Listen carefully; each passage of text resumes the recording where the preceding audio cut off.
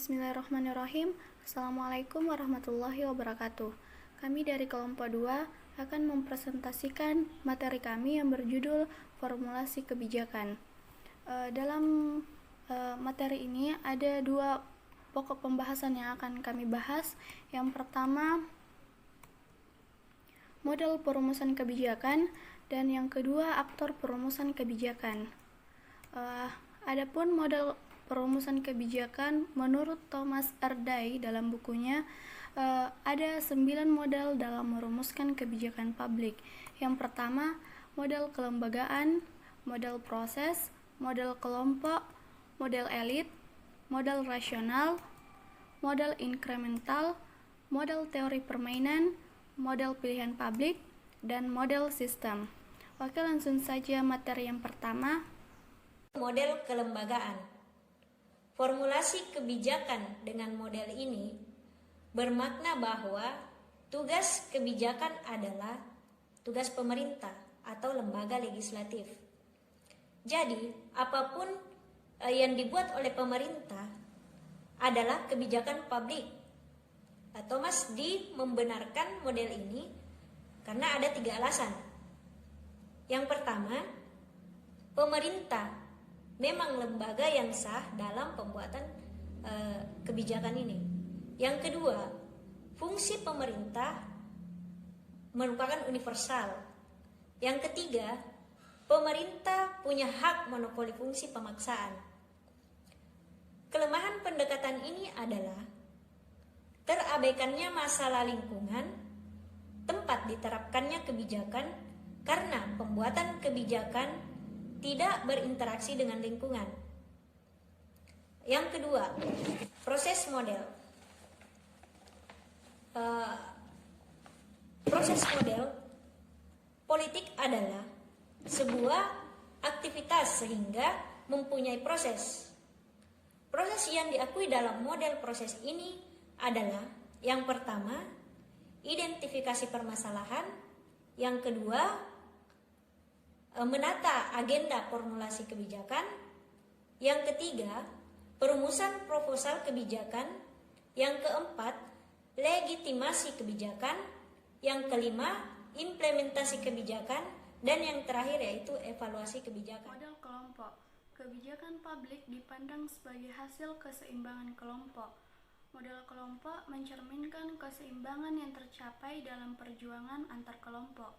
Pembuatan kebijakan terlihat sebagai upaya untuk menanggapi tuntutan dari berbagai kelompok kepentingan dengan cara bergaining, negosiasi, dan kompromi. Dilihat pada gambar tersebut bahwa model kelompok ini mengendalikan kebijakan sebagai titik keseimbangan, artinya ada keseimbangan antara yang satu dengan yang lainnya, yang tujuannya adalah mencapai yang terbaik. Keseimbangan ini ditentukan oleh pengaruh relatif dari kelompok kepentingan. Pengaruh kelompok ditentukan oleh jumlah, kekayaan, kekuatan organisasi, kepemimpinan, akses terhadap pembuatan kebijakan, dan ikatan internal. Yang berarti hanya mereka yang mempunyai akses terhadap kelompok-kelompok tersebut yang dapat terlibat dalam proses perumusan kebijakan. Model elit. Model teori elit atau perkembangan dari teori politik elit ke massa yang berasumsi bahwa di setiap masyarakat pasti terdapat 2 kelompok, yaitu pemegang kekuasaan dan tidak memiliki kekuasaan. Elit politik selalu ingin mempertahankan status quo, maka kebijakannya menjadi konservatif. Perubahan kebijakan bersifat inkremental maupun trial and error yang hanya mengubah atau memperbaiki kebijakan sebelumnya. Bisa dilihat pada gambar tersebut bahwa model ini menggambarkan pembuatan kebijakan publik dalam bentuk piramida, di mana masyarakat berada pada tingkat bawah, elit pada ujung piramida, dan aktor internal birokrasi berada di tengah-tengah antara masyarakat dan elit. Dan pada gambar ini tampak bahwa elit secara top-down membuat kebijakan publik untuk diimplikasikan oleh administrator publik kepada rakyat banyak atau massa. dan masyarakat tidak memiliki kekuatan untuk mempengaruhi dan menciptakan opini tentang isu kebijakan yang seharusnya menjadi agenda politik di tingkat atas.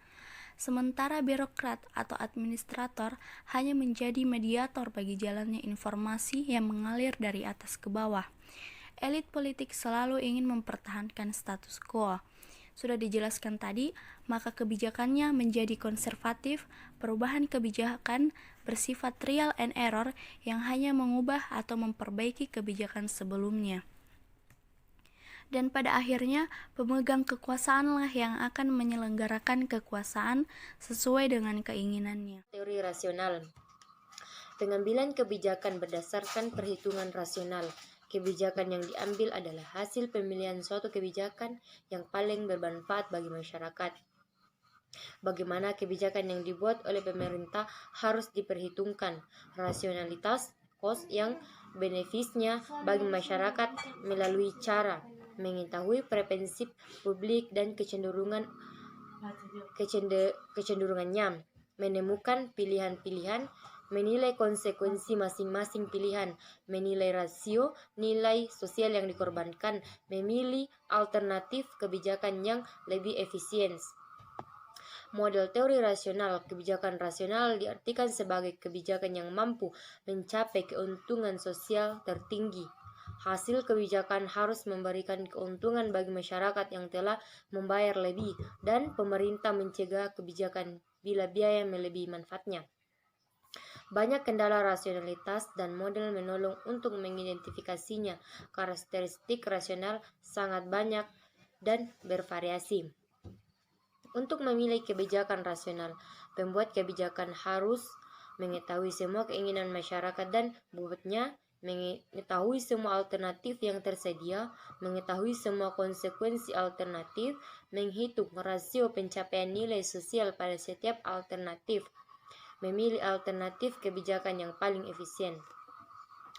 Asumsi rasionalitas adalah preferensi masyarakat yang harus dapat diketahui dan dinilai. Harus diketahui nilai-nilai masyarakat secara komprehensif, informasi alternatif, dan kemampuan menghitung secara akurat tentang rasio biaya, manfaat aplikasi sistem pengambilan keputusan. Pada dasarnya, nilai dan kecenderungan yang berkembang dalam masyarakat tidak dapat terdeteksi secara menyeluruh, sehingga menyulitkan bagi pembuat kebijakan untuk menentukan arah kebijakan yang dibuat. Contoh rasional melarang becak beroperasi di gang Jakarta. Bagaimana membandingkan antara korban ekonomis tukang becak dan keuangannya, maupun masyarakat penerima jasa becak yang akhirnya mengalami kesulitan mencari sarjana transportasi dengan nilai-nilai keindahan kota Jakarta. Pada akhirnya, pendekatan rasional ini cukup problematis dalam hal siapa yang berhak menilai suatu kebijakan bersifat rasional atau tidak. Model ini menganggap bahwa kebijakan sebagai kelanjutan masa lalu atau policy as variation on the past. Menurut model ini, kebijakan publik adalah suatu kelanjutan kebijakan di masa lalu dengan hanya sedikit memodifikasi, baik dengan hanya menambah, mengurangi, dan menyempurnakan program-program yang sudah ada. Yang selanjutnya, model teori permainan. Gagasan pokok dari kebijakan dalam model teori permainan adalah: yang pertama, formulasi kebijakan berada pada situasi kompetisi yang intensif.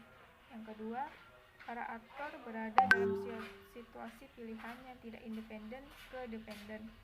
Kunci memenang kebijakan dalam model ini adalah tergantung kebijakan yang tahan dari serangan lawan, bukan yang paling optimal. Model pilihan publik. Model ini melihat kebijakan sebagai sebuah proses formulasi keputusan kolektif dari individu yang berkepentingan atas keputusan tersebut.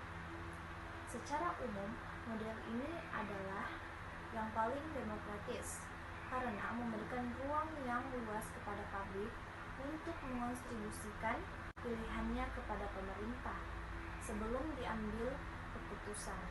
Namun, terkadang kebijakan yang diambil adalah kepentingan dari pendukung suatu partai. Maka dari itu, pemuasan yang diberikan pun hanya sepihak, yaitu kepada pemilih. Model sistem pembentukan kebijakan merupakan interaksi yang terjadi antara lingkungan dengan para pembentuk kebijakan dalam suatu proses yang dinamis. Interaksi yang terjadi dalam bentuk masukan dan keluaran. Menurut model ini, kebijakan publik merupakan respon suatu sistem politik terhadap kekuatan-kekuatan lingkungan seperti sosial, politik, ekonomi, kebudayaan, geografis, dan sebagainya yang ada di sekitarnya. Model ini mencoba menggambarkan bahwa kebijakan publik sebagai suatu keluaran atau output dari sistem politik. Dan proses kebijakan akan membuahkan hasil atau dampak yang baik bila didasarkan atau proses pemikiran yang rasional yang didukung oleh data yang komprehensif. Pokok pembahasan kedua yaitu aktor-aktor dalam perumusan kebijakan. Di antaranya ada state, private, civil society, di mana state terdiri dari eksekutif, legislatif, dan yudikatif, private terdiri dari pengusaha atau swasta, dan civil society terdiri dari warga negara atau individu dan partai politik. Dan ini terbagi menjadi dua, ada aktor pemerintah dan aktor non-pemerintah. Aktor pemerintah ini terdiri dari state, yaitu eksekutif, legislatif, dan yudikatif, dan aktor non pemerintah yaitu swasta, warga negara, dan partai politik. Saya ingin menjelaskan tentang dua lembaga yang masuk dalam perumusan kebijakan dalam pemerintah.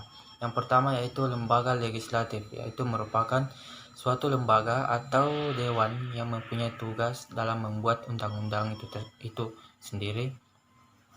Selain itu, lembaga legislatif juga disebut dengan lembaga legislator, yang mana jika negara tersebut dijalankan oleh DPR, Dewan Perwakilan Rakyat, DPD, Dewan Perwakilan Daerah, dan MPR, yaitu Majelis Permusyawaratan Rakyat. Nah, di sini lembaga legislatif itu sendiri merumuskan suatu kebijakan yang paling mendasar.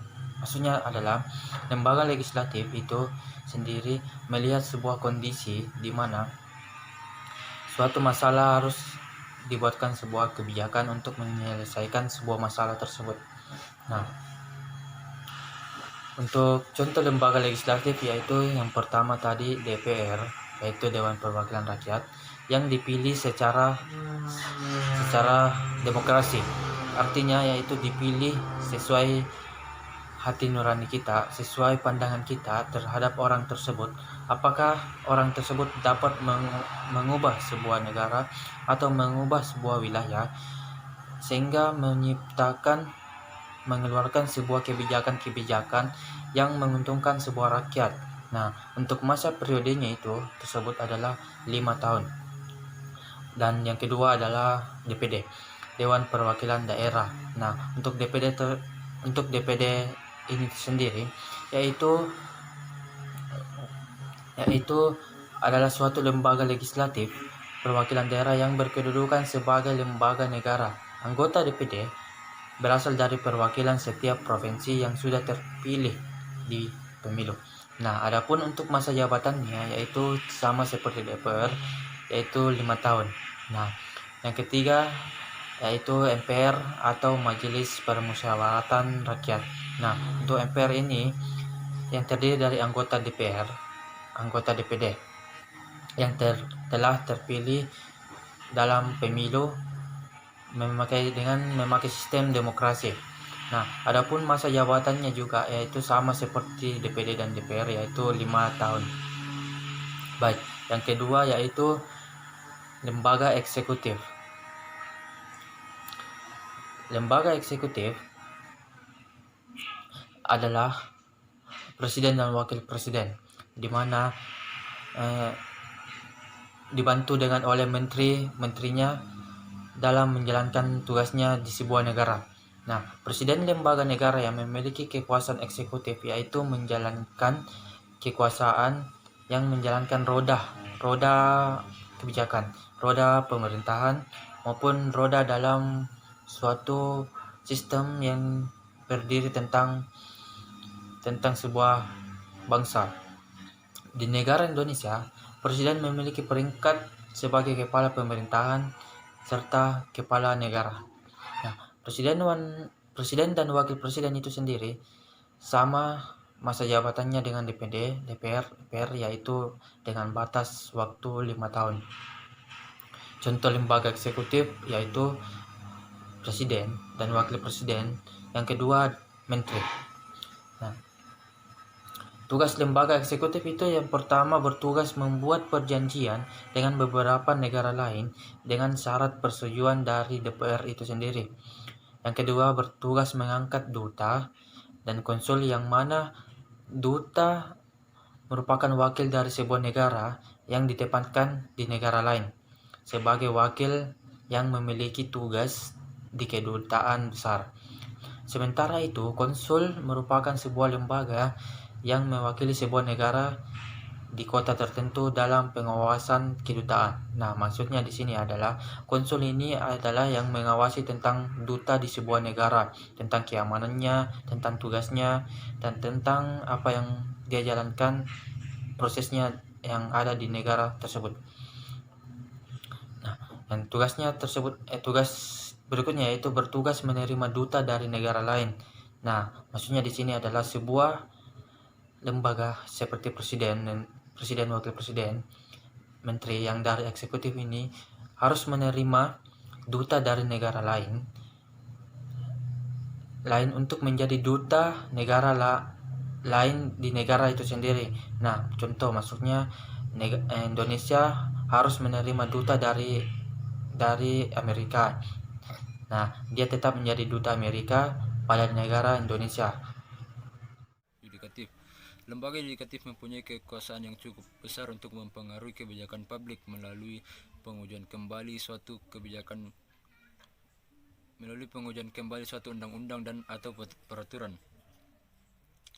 Berikutnya, tinjauan yudisial merupakan kekuasaan pengadilan untuk menentukan apakah tindakan-tindakan yang diambil oleh eksekutif atau legislatif sesuai dengan konstitusi atau tidak. Bila keputusan tersebut bertentangan dengan konstitusi, maka yudikatif berhak membatalkan atau menyatakan tidak sah terhadap peraturan perundangan yang sudah ditetapkan. Yang berikutnya, instansi administratif.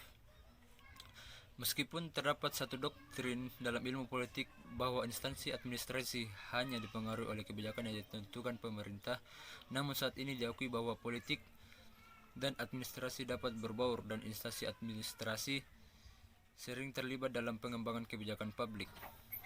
Dalam masyarakat pasca industri seperti saat ini di mana keberagaman menjadi hal lumrah, teknis dan kompleksitas masalah kebijakan pun bertambah luas sehingga kemungkinan adanya bertambah luas sehingga memungkinkan adanya penyerahan kekuasaan yang lebih luas secara formal pada instansi administrasi terkait. Hal inilah yang memberikan kesempatan yang lebih luas kepada instansi administratif untuk menjadi aktor dalam kebijakan. Oke, di sini saya akan menjelaskan non-pemerintahan yang terdiri dari kelompok kepentingan, warga negara dan individu dan partai politik. Yang pertama yaitu kelompok kepentingan. Hampir di semua sistem politik di dunia, kelompok kepentingan mempunyai fungsi mempertemukan kepentingan warga tertentu yang tidak hanya mengemukakan tuntutan dan dukungan tetapi juga memberikan alternatif bagi tindakan kebijakan. Mereka memberikan banyak informasi kepada pejabat publik yang bahkan seringkali pada hal-hal yang bersifat teknis mengenai sifat dan akibat yang dapat ditimbulkan dari suatu usulan kebijakan. Dalam hal ini mereka memberikan rasionalitas pembuatan kebijakan.